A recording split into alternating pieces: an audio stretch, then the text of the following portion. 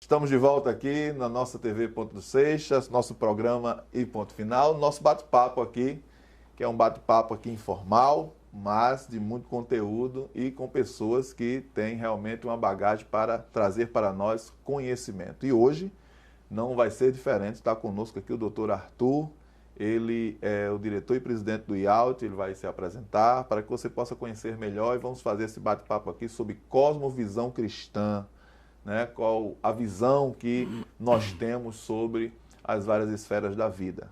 Doutor Arthur, queremos agradecer desde já a sua gentileza de ter aceito nosso convite. Sabemos que você é aí palestrante, que professor, tem uma agenda muito requisitada, né? Inclusive já esteve até na entrevista aí, está para retornar, né? No programa aí muito conhecido, né? De uma emissora, de uma outra emissora, o Vejam Só, né? Do reverendo, né? E agora está conosco aqui no nosso programa em ponto final. Para nós é uma satisfação. Mas nós queremos, desde já, assim, para que nosso telespectador, nossos queridos, possam saber aí quem é o Dr. Arthur, o IALT, o que é que o IALT oferece, o que é que podemos ter no IALT, e depois a gente vai para o nosso bate-papo sobre cosmovisão. É uma alegria, não é, Fábio, estar aqui com você, com os telespectadores aí desse programa. Eu sou professor, né, pastor e professor de teologia e filosofia já há 22 anos. E nós temos um instituto, né, que é o IALT, Instituto Aliança de Linguística, Teologia e Humanidades, lá em Recife, nossa sede. E nós oferecemos cursos em várias áreas, na área de teologia, né, cursos do fundamental até o doutorado em teologia. Fundamental, graduação livre e reconhecida pelo MEC, não é? Parceria, porque nós também somos polos de faculdades diversas, né? Nós somos um polo de faculdades com quem nós temos parceria. Nós oferecemos o mestrado livre em teologia e o doutorado livre em teologia. Oferecemos várias pós-graduações em diversas áreas, na educação, docência do ensino superior, na área de teologia, na área de psicopedagogia, na área de hermenêutica, né, interpretação, aí envolve a linguística também. E oferecemos cursos de capelania, de psicanálise, ou seja, o IALT é um centro onde confluem várias disciplinas, várias matérias e disciplinas através dos cursos que o IALT oferece. E nós temos aí, lá já estamos em Recife já há alguns anos, o IALT, ele é fruto, não é, da nossa experiência de docência, como eu disse, tanto em seminários como em faculdades, né, onde nós já lecionamos, e decidimos fazer um instituto que oferecesse teologia, principalmente, observando dois vieses que eu considero que são fundamentais para o curso, que é o viés acadêmico e ministerial. Então, o IALT, ele preza pelo ensino acadêmico. O nosso curso é um curso que contempla, Fábio, matérias de teologia bíblica, como eu não conheço outro no Brasil que tenha como o IALT hoje 6 disciplinas de teologia bíblica, 3 do Novo Testamento, 3 do Antigo Testamento. São 5 disciplinas de teologia sistemática, um curso que observa também a questão filosófica da teologia, porque também minha formação no mestrado e no doutorado também é em filosofia, então é um curso que observa a questão filosófica, enfim. O IALT hoje, né, tem crescido, tem expandido, nós temos cursos EAD, não é? Ensino à distância para o Brasil e o mundo inteiro. Então o IALT hoje tem se consolidado nesta proposta de trazer instrumentalidade para a igreja e oferecer cursos de excelência. Maravilha. O IALT atua hoje presencialmente em Recife e na região metropolitana de Recife. Região metropolitana, né? Que é vasto, né? Milhões de pessoas. Que nós temos polos do IALT hoje em cidades satélites a Recife, né? Circunvizinhas. Nós temos polo no Cabo, nós temos polo no Jaboatão dos Guararapes, nós estamos abrindo agora em Caruaru, né? E, bem, temos alunos do Brasil inteiro EAD. Maravilha, muito bom mesmo, muito bom. Eu diria excelente, né? Excelente. E aí observando que é bem uma questão bem eclética em relação à questão de cursos, né? É, o IALT. são vários cursos. É bem abrangente. E aí nós vamos pegar este gancho para entrarmos exatamente na questão da cosmovisão, né? Percebe-se aí que o IALT já trabalha nessa dimensão aí de forma muito ampla. Sim. Doutor Arthur, a questão da cosmovisão cristã, a nossa visão de mundo, né? A partir das escrituras, a partir de uma visão teológica, né? Se tem muitos paradigmas em relação a essa cosmovisão, como o cristão vê o mundo, né? Inclusive essa parte mesmo da universidade, da academia. Sim. Não é isso? Para muitos não é necessário, para outros tem uma interpretação equivocada. Na sua forma de ver essa questão da cosmovisão, como você compreende as esferas da vida como o chamado cristão, ele corresponde, por exemplo, isso é um dos paradigmas que se ensinou muito na igreja, que o cristão é chamado para ser pastor, por exemplo, mas se entende tão somente que ele foi chamado a ser pastor. Aí o membro ou qualquer uma pessoa comum olha e faz: eu não sou pastor, não fui chamado a ser pastor, então eu não fui chamado por Deus. Porque ele compreende, ou compreendeu, foi ensinado, que o chamado é tão somente para ser, digamos assim, do clero, dessa parte devocional, dessa parte espiritual. Como você abordaria essa questão da cosmovisão nos chamados em todas as esferas da sociedade? Veja, a Bíblia, ela é clara quando ela aponta o caminho de que nós todos cristãos, não é? E aqui trazendo mais para o nosso segmento evangelical, todos nós temos deveres, não é? Como cristãos. Isso está expresso na Bíblia. Para todos os cristãos, é-lhes dada a ordem de crescer na graça e no conhecimento do Senhor e Salvador Jesus Cristo. Para todos os cristãos é dada a ordem de preparo para responder, não é, com mansidão a todos quantos nos perguntarem a razão da nossa esperança. Isso. Para os cristãos é-lhes dito pelo apóstolo Paulo, por exemplo, na carta aos Romanos, que estejam sempre com a consciência renovada para experimentarem qual seja a boa, perfeita e agradável vontade de Deus.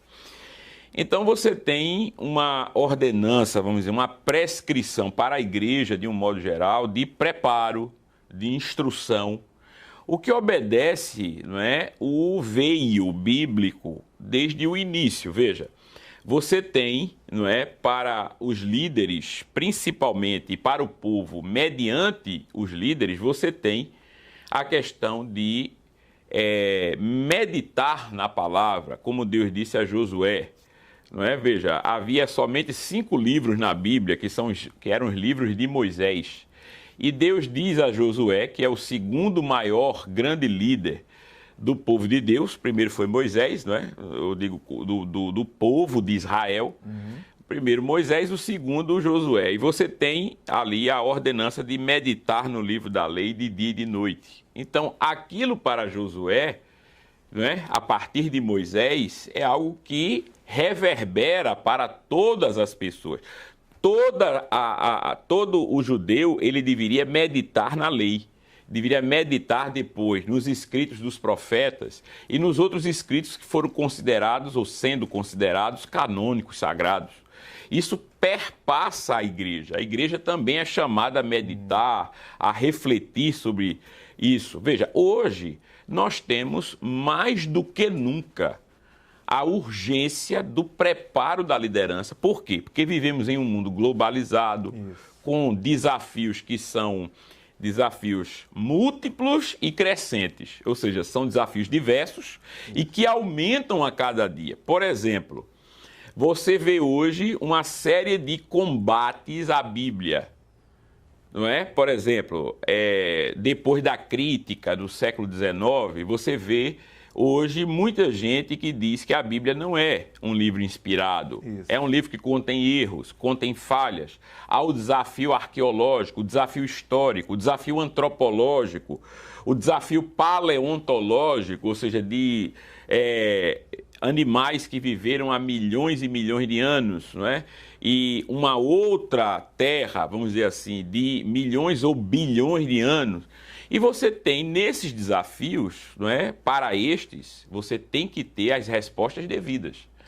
Como é que nós podemos dar as devidas respostas? Até as descobertas de Marte, né? Assim. Como é que você pode ter as respostas devidas se você não tem a compreensão sequer do que a Bíblia diz? Exato. Não é impossível. Então, a cosmovisão cristã, ela exige hoje, urgentemente, o preparo não somente dos líderes, mas de toda a igreja, Fábio. Então, eu penso que para que nós possamos falar de uma cosmovisão, cosmos é mundo, visão de mundo a partir, não é, do que a Bíblia ensina, aí obedecendo essa perspectiva judaico-cristã, é necessário mais do que nunca preparo, Fábio. Exatamente. E é exatamente a partir da convicção de que a Bíblia é a palavra de Deus. Sem dúvida alguma. Regra de fé e prática, para que dela possamos realmente ter a base da verdade, digamos assim, absoluta, né? Porque você tem esse desafio hoje de pessoas que dizem, na academia principalmente, que a Bíblia contém erros, que a Bíblia não é um livro inerrante, né? Que a Bíblia não é um livro inspirado. Veja, como é que nós vamos responder esses desafios? Você se reporta a questão dos que dizem isso, os próprios teólogos cristãos liberais. Não tenha dúvida de que esses são os principais, mas nós temos hoje pessoas que transitam no meio conservador, que apesar de manterem práticas religiosas, litúrgicas, sob o viés, segundo eles, conservador, mas assumiram posicionamentos liberais. Entendo. Não é? Assumiram uma flexibilização dogmática de doutrinas da Bíblia. Ora, isso não difere do posicionamento liberal ou mesmo do anticristão. Não é daquele que se insurge contra o cristianismo. Veja, nós temos desafios externos e internos. Então, hoje nós temos muitas pessoas que, apesar de se assumirem conservadoras, na prática estão com posicionamentos liberais. E são desafios também. No caso aí, a hipocrisia, né? Isso. Basicamente. Vamos observar alguns pontos. Vamos pontuar aqui algumas questões da cosmovisão. As artes. Sim. A cosmovisão cristã em relação às artes. As artes, ela é mal interpretada em alguns setores. E qual a visão que você tem sobre as artes em relação a este relacionamento da arte em relação a Deus? É um instrumento em que pode ser ou não é um instrumento que glorifica a Deus? Vamos pensar em termos históricos, certo. Não é? Por exemplo, no Renascimento, não é? Falando agora de cristianismo no sentido lato, no sentido maior, tá certo? No sentido mais abrangente. Veja, no Renascimento, o maior consumidor de arte e promotor de arte era a Igreja Católica. Você tem uma explosão artística na Europa no século XV, que é o século do Renascimento. Quem era o maior financiador da arte naquele período? A Igreja Católica.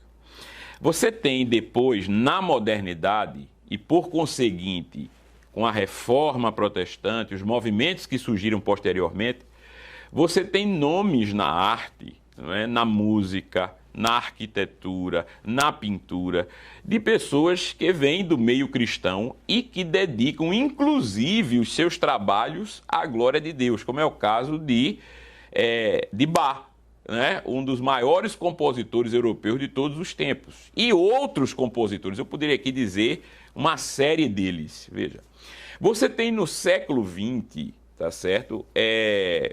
No meio hollywoodiano, nas décadas de 50 e 60, né, uma grande ingerência de grupos cristãos, protestantes e judeus. Isso reverberou, não é, ecoou no cinema. E como o cinema é chamado de a sétima arte, você tem filmes bíblicos daquele período grandiosos ou filmes que falavam, refletiam sobre questões, temas cristãos que são superproduções. Basta dizer que até recentemente o filme que mais havia ganho Oscars no cinema era Ben-Hur. Um filme baseado em um livro, que é um romance bíblico, não é? Que fala da história de um judeu que viveu nos dias de Jesus e tem um encontro com Jesus. Veja, Ben-Hur ganhou 11 Oscars.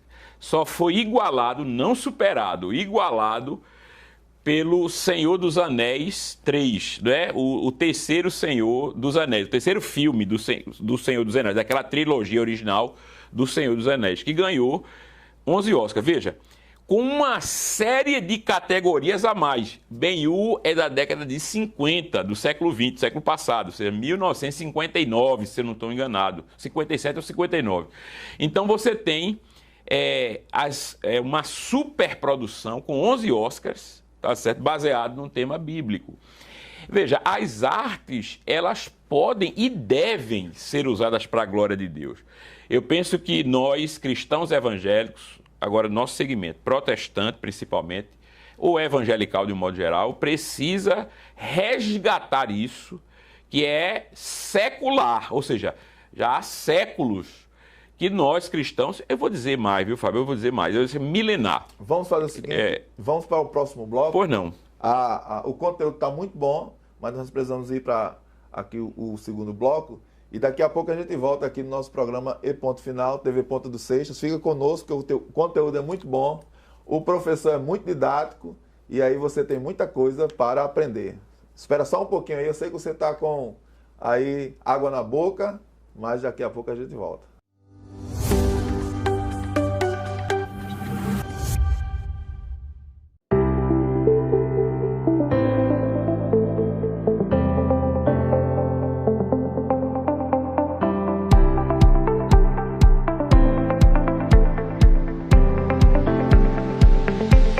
De volta aqui na nossa TV Ponta dos Seixas, no programa E Ponto Final, recebendo o doutor Arthur, presidente e diretor do IALT.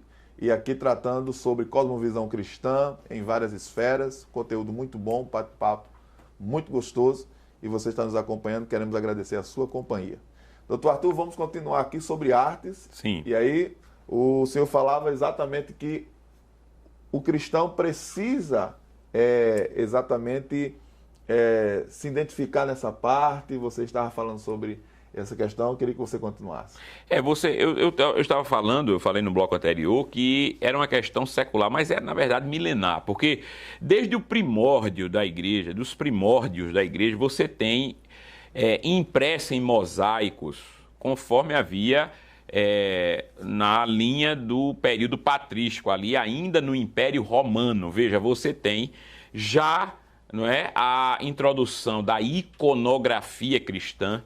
Você tem hoje mosaicos sendo descobertos aonde a igreja ela iniciou, não é? No mundo antigo do Mediterrâneo, mosaicos sendo encontrados, pinturas, marcações, etc. Iconografia? De ícones, não é? Sim. Você tem ícones como, por exemplo, na igreja anglicana, não é? Que não usa imagens, ou mesmo a igreja oriental. A igreja do Mediterrâneo, de um modo geral, ela trabalha não com imagens, ela possui mais ícones. A igreja ortodoxa. As igrejas ortodoxas, né, do Oriente, nós temos isso na Grécia, nós temos isso na Síria, nós temos no Egito com os coptas, nós temos ali no norte da África. Tudo aquilo fazia parte tudo fazia parte do Império Romano, não é? E você tem, então, uma relação entre arte, não é, e fé desde os primórdios da igreja.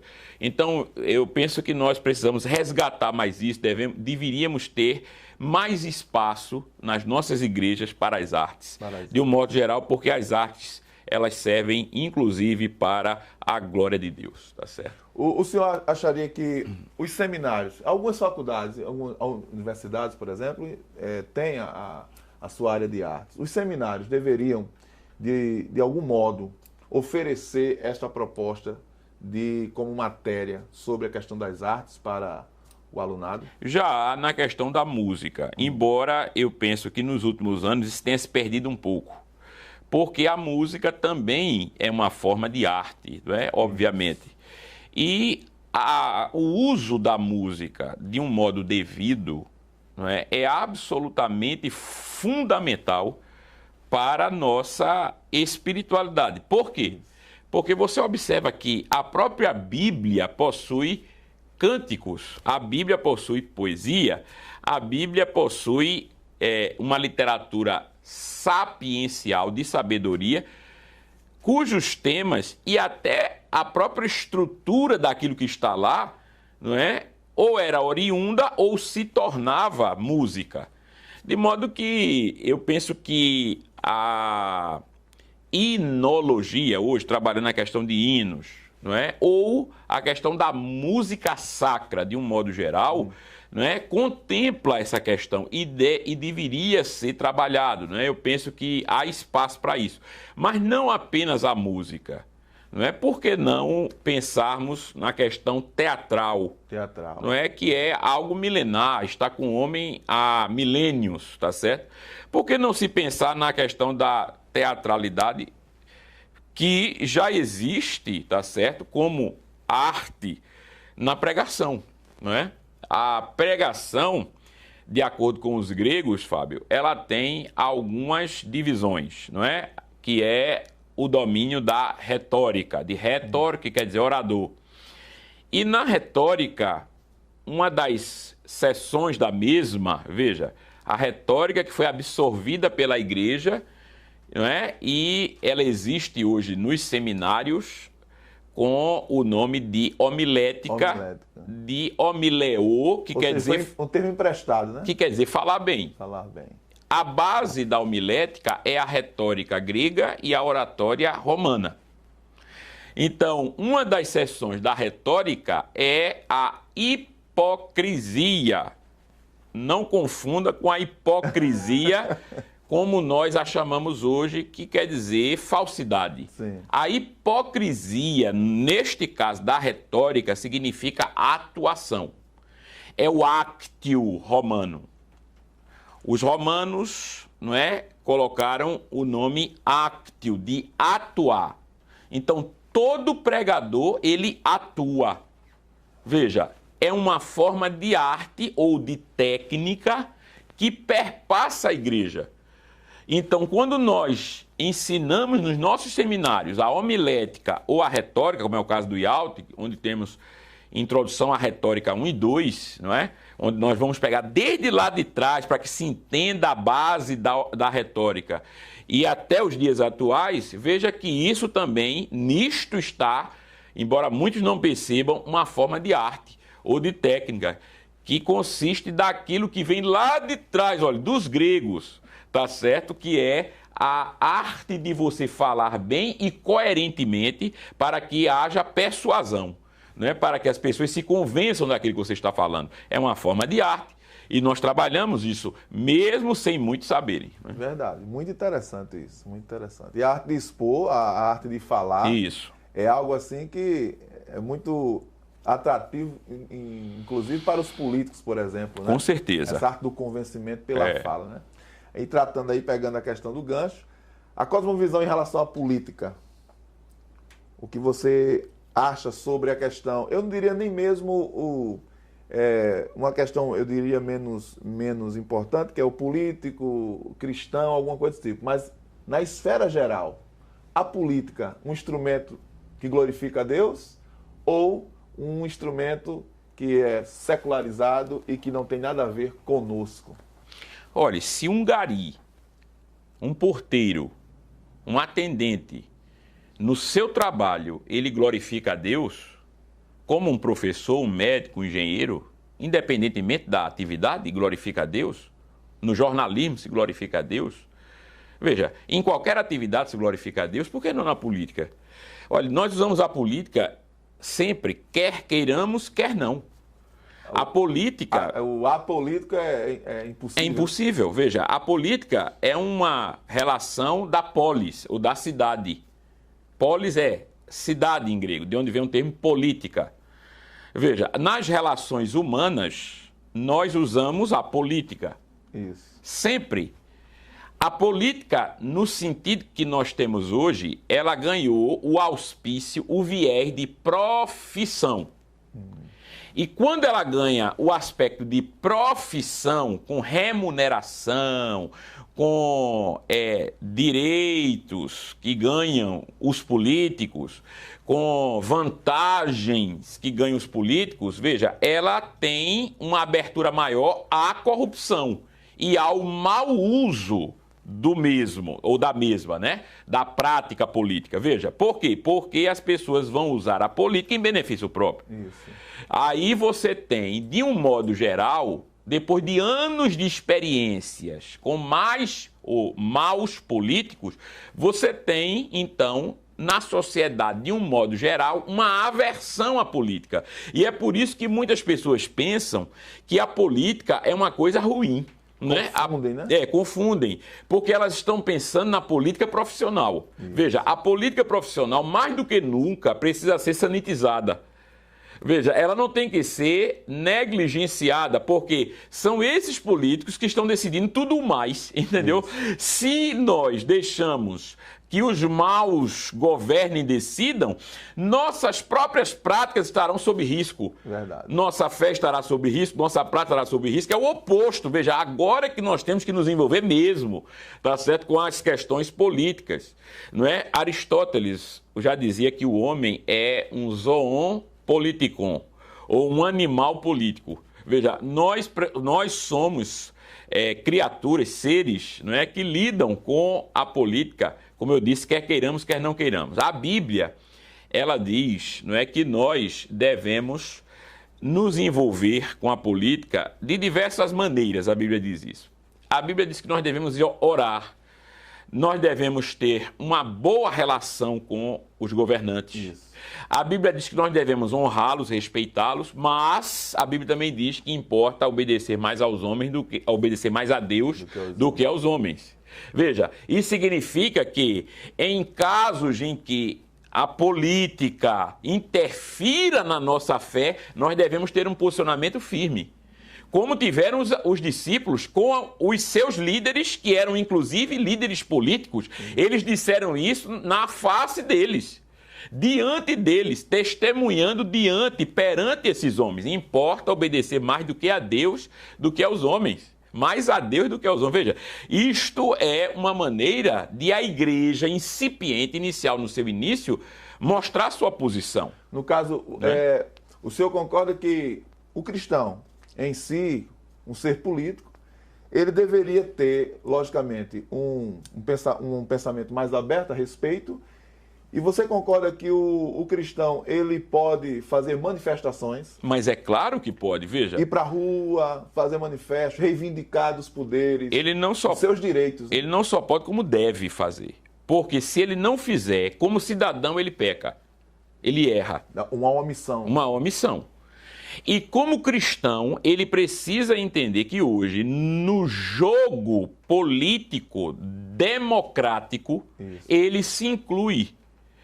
Omitir-se sob o manto da religiosidade ou da sua fé é algo que a própria fé condena. Por quê? Porque, como eu disse, nós temos o exemplo bíblico de homens que se colocaram firmemente contra autoridades que queriam ter uma ingerência indevida em sua fé. Veja, nós temos isso no início da história da igreja. Como é que 2000 anos depois nós estamos regredindo? Não podemos, né? Nós precisamos ter posicionamentos firmes, claros, diretos, como cidadãos e como cristãos.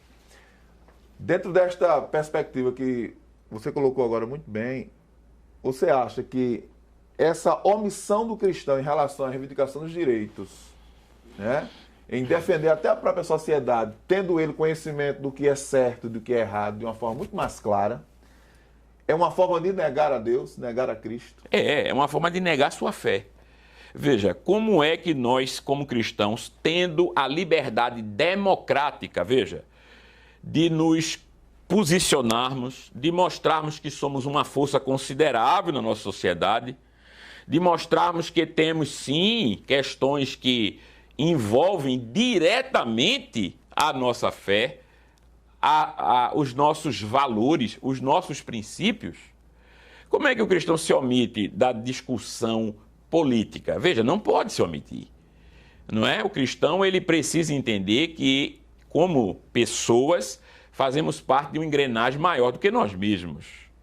Se nos omitirmos diante dessa engrenagem, não podemos reclamar posteriormente quando quiserem nos descartar, viu? Como peças descartáveis. Veja, nós não podemos reclamar posteriormente, porque agora se nos é dada a oportunidade de nós, como cidadãos e como cristãos, nos posicionarmos. Veja, se nós deixarmos passar de mão esta oportunidade, não podemos reclamar posteriormente. Veja, são os políticos que decidem todos os aspectos humanos da nossa vida, inclusive aqueles que dizem respeito à nossa prática cultica, de culto, as nossas práticas de fé. Como é que nós vamos nos omitir em discussões que envolvem todas as relações de nossa vida? Eu penso que é uma omissão e é um prejuízo autoimposto por parte de pessoas que não compreenderam muito bem nem sua responsabilidade como cidadãos e como cristãos, nem a Bíblia Sagrada, Fábio. Muito bom. Diante desse contexto atual de Brasil, o senhor acha que há um perigo desse ativismo judiciário, que é muito claro? Sim, sim. É muito, muito óbvio. É admitido, inclusive, pelo judiciário, viu? Exato. E você acha que diante deste quadro, isto pode se agravar e fazer com que este país se torne um país tirânico? Olha, tirânico já é. Né? Já se mostra que o judiciário, de certo modo, não é? O judiciário já tiraniza, de certo modo, viu? Decisões que são arbitrárias. Arbitrárias, inconstitucionais, né? E eu fico assim, de certo modo, surpreso, Fábio, com a arrogância de ministros, não é? Que admitem abertamente, né? Como aconteceu esta semana, não é, que um ministro do STF disse que uma interferência do judiciário é uma redundância. Porque o judiciário está para isso mesmo, entendeu? Quer dizer, na percepção dele, o judiciário pode meter o bedelho onde bem entender, não é? E eu penso que essa situação, ela caminha para um estado de insustentabilidade, ou seja, ela vai se tornar insustentável se continuar assim, com ativismo judiciário, não é? Impedindo, não é, uma harmonia entre os poderes. Porque o que cabe ao executivo, o executivo tem que executar. O que cabe ao legislativo, o legislativo necessita legislar. Isso. O que cabe ao judiciário é aquilo que ao judiciário compete julgar. Isso. Mas o judiciário não pode legislar, nem executar. Nem executar, né? O judiciário não pode interferir, como tem interferido nos outros poderes, porque você não vê o executivo julgando, muito menos o legislativo, tá certo? Então, eu penso que há um perigo tremendo nessa esfera, Fábio. Ok. Nós estamos indo para o próximo bloco e daqui a pouco nós estamos retornando aqui no nosso programa Em Ponto Final, conversando aqui com o Dr. Arthur, que neste bate-papo aqui muito bom, conteúdo maravilhoso e de muita relevância para todos nós. Voltamos já já aqui no nosso Em Ponto Final, na nossa TV Ponto dos Seixas.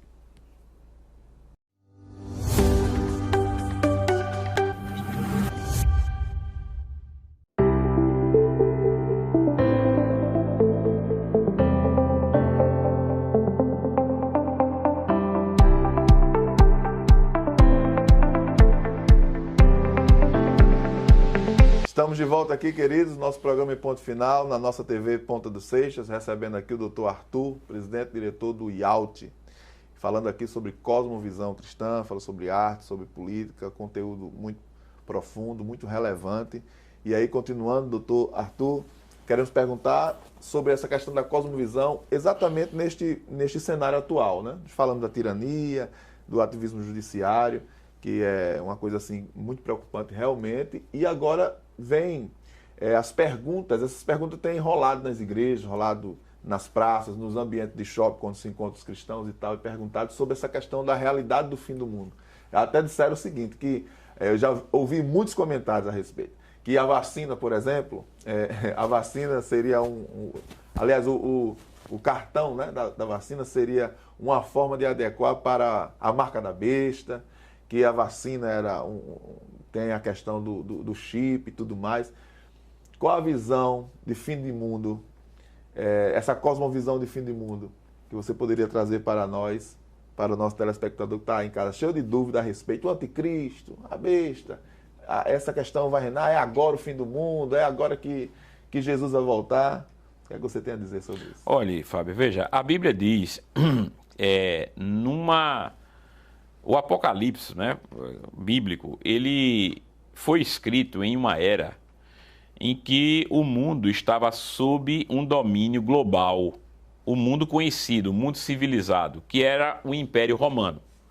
O Império Romano serve como a base, então, tipológica, penso eu, do que vem posteriormente.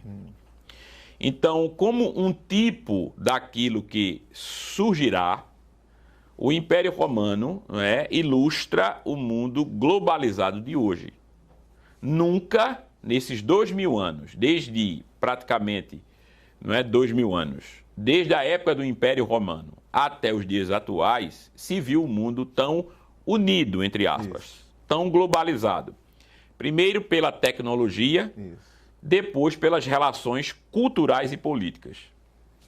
Veja, no mundo globalizado, você entende que há uma adequação da realidade com a mensagem bíblica apocalíptica.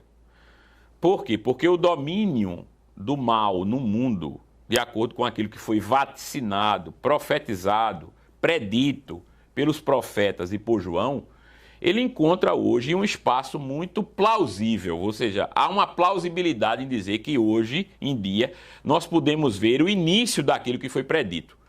Então, quando você observa, um sistema global que surge diante dos nossos olhos, veja, eu não sei se os detalhes do que nós vivemos hoje, eles correspondem àquilo que é predito na Bíblia. Isso só o tempo dirá. Mas que há uma semelhança com alguns pontos, isso é indiscutível. Nós temos hoje convulsão global, nós temos hoje crises que são aumentadas pela desconfiança generalizada, incerteza, pelo medo, pela paranoia, não é?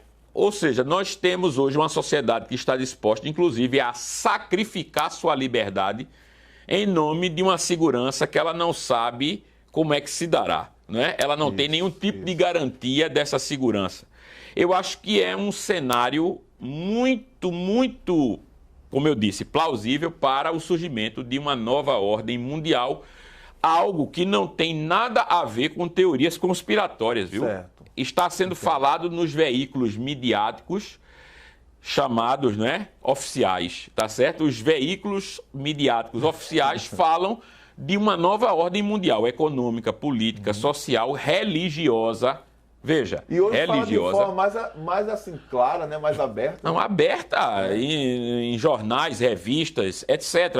Até mesmo por autoridades políticas. Isso. Então eu penso que a igreja deve estar muito atenta mesmo, porque nós vivemos uma era que é propícia ao surgimento de uma nova ordem mundial que não trará, Fábio, nada de bom e positivo para a igreja. Olha, nada.